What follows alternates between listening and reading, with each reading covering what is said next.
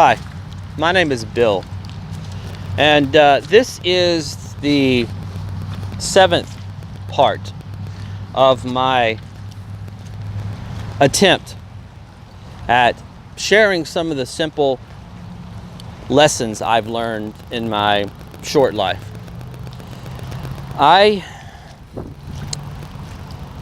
like to say that I'm not the smartest person in the world, but I do like to think I put a lot of thought into things, and I try to figure things out as I've learned things through the years.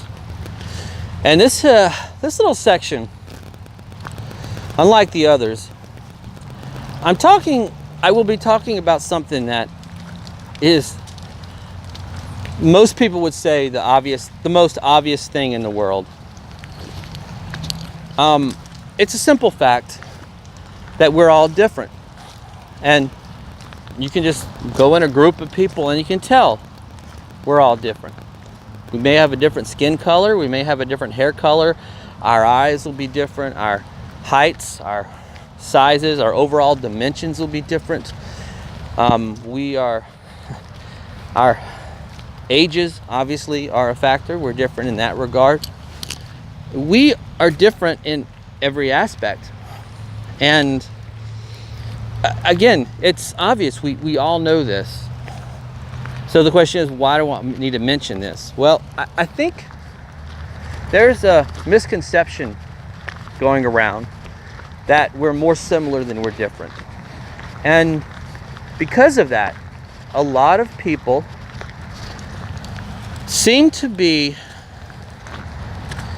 expecting people to act all the same. Some people expect, because of this idea that we're more similar than different, that there's an expectation that we should all act the same, have the same morals, have the same behavior, have the same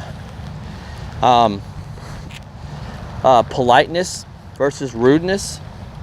But when this doesn't happen, we get mad, as if it's the asshole's fault for making ourselves mad, when it's our own fault because this asshole is just being who he is. And then if you look deeper at this idea of being different, and if you really process what it means to be different from any other person or thing for that matter, we have to look deeper than our physical appearance. You need to look at, if you look close enough, you're going to see that even identical twins, have some very distinct differences. It may be by a matter of millimeters in one dimension or another. It may be a degree, a shade of hair color. It might be a level of tan or lack of tan that a person has or doesn't have. But we're all uniquely different physically. But also, we're different mentally. And since our mind is the way we interact with reality, with other people, I think it's important to note that every person you meet is going to be different from you, especially mentally. They're not going to agree with you. They are not going to understand the same way you understand. They're not going to have the same memory that you have. They're not going to be able to pick up on something as fast or as quickly or as slowly as you pick up on something. In other words, this expectation that every person you meet is going to be more like you than more different than you is fundamentally flawed. We are not the same. We have similarities, but we have more differences. And those minute and subtle differences need to be accounted for, need to be considered when we approach people. So, yeah, I say this because I myself had the same approach. Through interacting with 10, 100 people, I came across a certain model of what I expect people to be like. And of course, the model changed with each interaction until you slowly incorporate every possible personality you think is out there, and then that's how you interact with people. But even that isn't an accurate model, because just like they may be, if I'm not mistaken, 16 different personality types, and if you count the various extremes of each, maybe 32 noticeably different personality types. That doesn't mean that everybody is going to be broken down into one of these 32 groups and is going to be, and everyone in his certain personality type is going to be the same, because they're not. You also got to take into account intelligence. Now, I mentioned in a previous video that intelligence is broken down into many factors, and I am not by no means a person that can tell you all the different features of intelligence, of how the mind works. So I've used some simple descriptions here. I've used memory recall, the ability to store information that we take in from our senses. I've considered the analytical ability of our mind's ability to process what we take in and what we sense. And I have looked at, I'm drawing a blank now, and I have looked at a few other aspects of what makes somebody smart.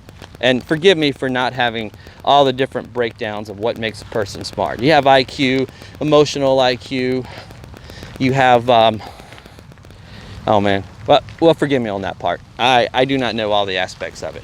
But whatever aspects you know of, or you have studied or are aware of, bear in mind that not everybody has the same degree of all these aspects.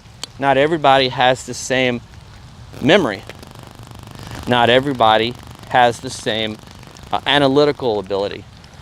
Not everybody has the same background knowledge. Not everybody has the same experiences. Not everybody is as mature as others. And so when we encounter somebody in the real world, if we go into that encounter expecting this person to be more like me than more unlike me, then we're going to be surprised a little bit. Because even if we have a big, elaborate model of reading people, which I still believe I do to a degree, though I think it's more and more flawed with the more people I meet.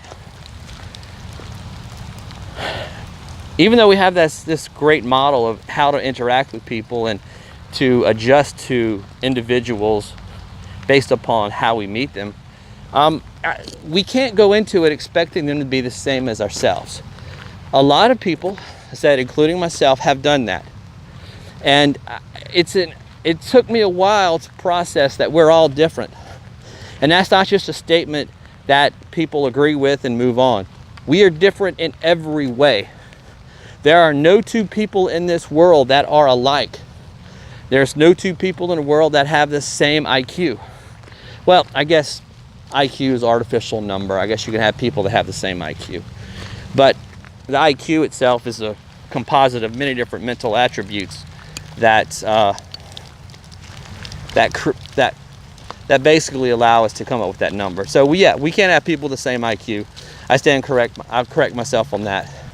But as far as memory recall, some people might have a better memory recall than another, and we won't probably know the difference or know how the difference is related or expressed. But even people with photographic memories, if you go deep enough, somebody is going to have a limit to what they can do versus another. When it comes to comprehending things, some people are really sharp and they pick up really fast, and others not as fast. The way we see things, the way we filter information, the way we gain knowledge, the way we process that knowledge, and the way we relate that knowledge to others. All these factors are just aspects of our various mental abilities that we have. I don't know what your strengths and weaknesses are, and I'm almost certain what my strengths and weaknesses are, but I'm still exploring myself. But the point I'm making is, the only thing you know for sure is who you are. The person you encounter in 5 minutes or 10 minutes, you don't know anything about them. And you need to, and if you approach them with the idea they're the same as you, you're gonna have to do a lot more work to understand them. Whereas if you approach them with the fact that they're different than you, and you take note of the differences instead of taking note of the similarities, you might have a better and easier chance interacting and understanding that person. So whereas, as I said, it's a simple and obvious statement, we're all different, I don't think enough of us really consider what it means to be different. And we have this crazy idea that we're more similar than we're different. Well, if you go into detail, as I said, we're not the same. We are more different than we are the same. And acknowledging that and embracing that idea and going on with your life, dealing with people, I think it's helped me. And I think it could help you in dealing with other people that you don't know. It also allows you to get to know them a little better. Instead of making assumptions, you are actively seeking some actual answers. You're trying to get information instead of assuming information. And I think that is a better course of action than the other. Anyway, that being said, I mentioned it's obvious, but think about it. Assuming something is probably not the best option. So, embracing this idea we're different, walking into that situation, finding the differences, you'll probably learn more and interact with this person or persons far better if you just remember they are more different than you than the same.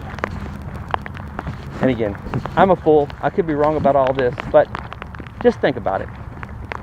Think about it, consider it, test it out. And if I'm wrong, you can call me the biggest fool in the world, because that's what I am. I am the biggest fool in the world. And with that, I'll finish.